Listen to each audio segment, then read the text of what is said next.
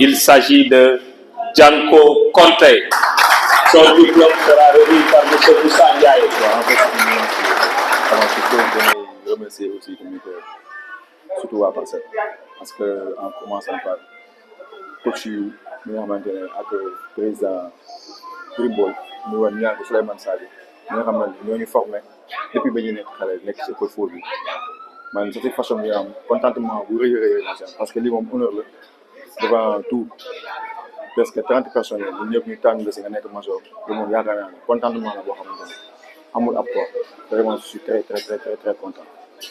waaw formation bu riche macha allah ñu am ay encadreurs ay formateurs yoo xamante ne comme Luque ak Samba Kane boo dëgg fa yàlla mel ni bëri ñu ci jàng gaa am na tuuti ñu xamoon mais ñoom tax na tey ñu xam lu ne ak domaine ak lu ne foo ko war a def di leen remercier bu baax a baax jàng nañ ci bu baax a baax macha allah.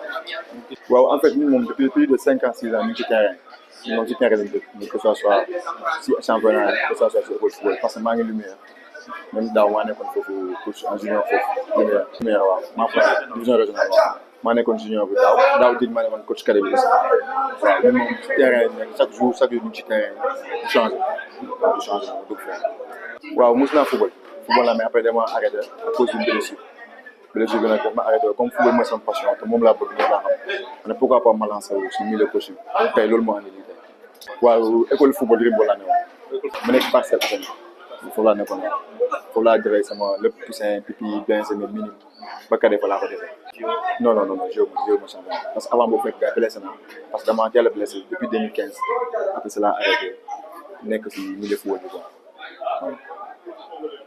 Rahmatullah, c'est Papa Ibrahima Thiam, président de la coordination départementale des écoles de football de Dakar. Bon, nous avons une cérémonie de remise de diplôme des 30 stagiaires de la formation de la licence D organisée par la CODEF. Nous avons été sargal nit ku sori ci ñun nit ku sori ci football Sénégal. Un monument du football en la personne de Abdou Gueye Luque moom la ñu tuddee la formation moom lañ ko doon sargale en même temps c'était le directeur du stage dañuy dool nag di sant yàlla bu baax la CODEF de Dakar ci 2025 bi mooy 3e session de formation mu bokk tamit ci suñu ay prérogatives moo tax saa su ne rek ñu xam ne les éducateurs des écoles de football ils ont besoin d'être formés loolu mooy suñu objectif dooli santaat yàlla c'est une formation qu'on a débuté et terminé sans bobo alhamdulillah amul benn jafe-jafe on l'a bien commencé et puis on l'a très bien terminé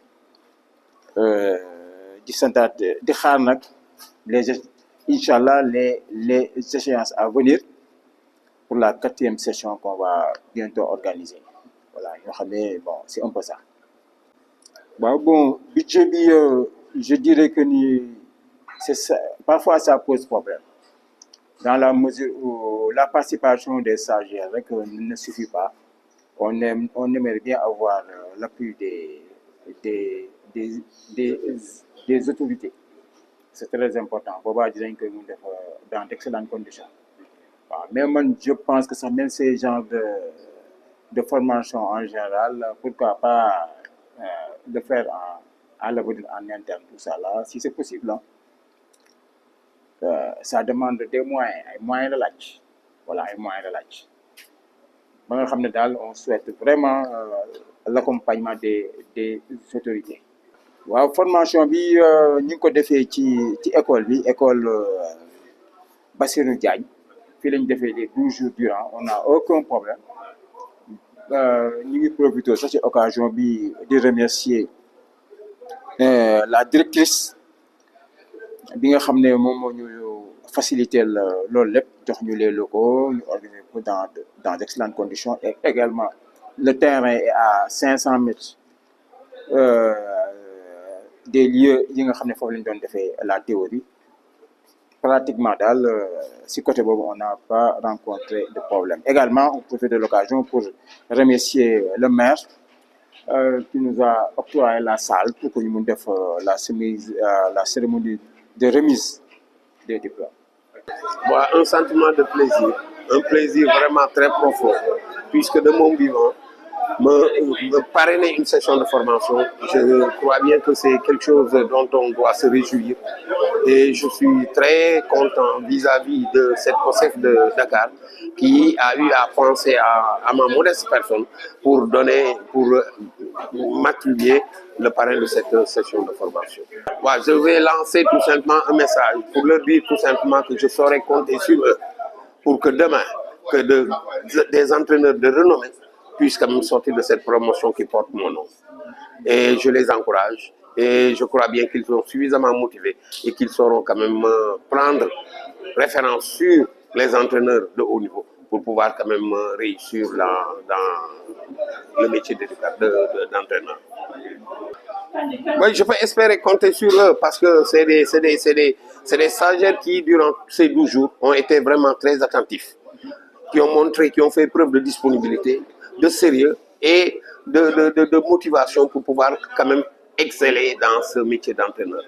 Mais certes, peut-être que tout le monde ne réussira pas, mais on peut espérer que parmi eux, certains pourront quand même suivre ce métier et demain être des entraîneurs de haut niveau. Comme je le disais tantôt, c'est des stagiaires qui ont fait preuve de disponibilité, qui ont fait preuve de concentration et d'attention sur les cours que nous leur avons prodigués.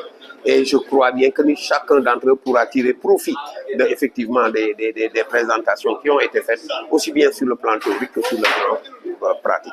Et comme je le disais tantôt, nous pouvons espérer effectivement des lendemains meilleurs pour ces études.